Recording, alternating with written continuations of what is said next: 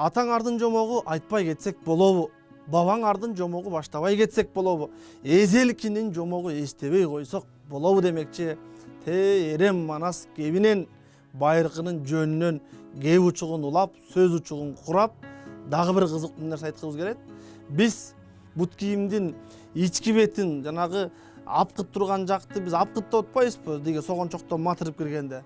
Ошол эле апкыттын арткы бетин, арткы бөлүгүн биз өтүктүн арты же бут кийимдин арты деген сыяктуу гана көз карашта карап жүрөбүз да. Манаста наалы такат жезөкчө Айдаркандын эргөкчө деп, күүлөнгөндөн эргөкчө күнгө кыргын салчу экен, алкынгандан эргөкчө айга чейин барчу экен деп Манас баянда айтылгандай, ошол көкчө жанагы көйрөңдөнгөн мүнөзү менен алып учкан, делбирттеген, өзүнүн мактоону сүйгөн, өзгөчө ошондой алып учкан мүнөзү менен элден өзгөчөлөнүп туруу максатында артынан караганда жанагы апкыттын сыртындагы бут кийимдин арткы бөлүгүнө алтындын жалатып, күмүштү буулатып, асыл таштарды чөгөрүп, лагул, жакут, марият, зерисабар деген сындуу асыл таштардан тил шумдук накыш кылып, ою ойдуруп, өзгөчө көргөндүн көөнүн бурдургандыктан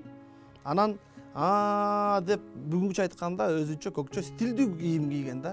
Элден өзгөчөлөнүп стилдүү, башкача жеке буйртмасы менен бут кийим кийгендиктен ошол өзгөчөлөнүп кийинип жүргөн мүнөзү дагы анын сыпатталышына, анын сүрөттөлүшүнө сиңип ыр саптарында айтылып кетти. Ошон үчүн башка атасы Бараккан, Бараккандан Камбаркан, Камбаркандан Айдаркан делген хандардын тукуму деген көкчө жанагында өзгөчө мүнөзү менен, жанагында өзгөчө кийинген сапаты менен наалы такат жезөкчө Айдаркандын эргөкчү деп Манас баянында кандай гана окуя болбосун байма-бай айтылып кеткен жагдай бар. Бүгүн да ошол нерсени колдоно билсек бут кийимдин арты деп койбой, айта билсек деген ойду айткыбыз келет.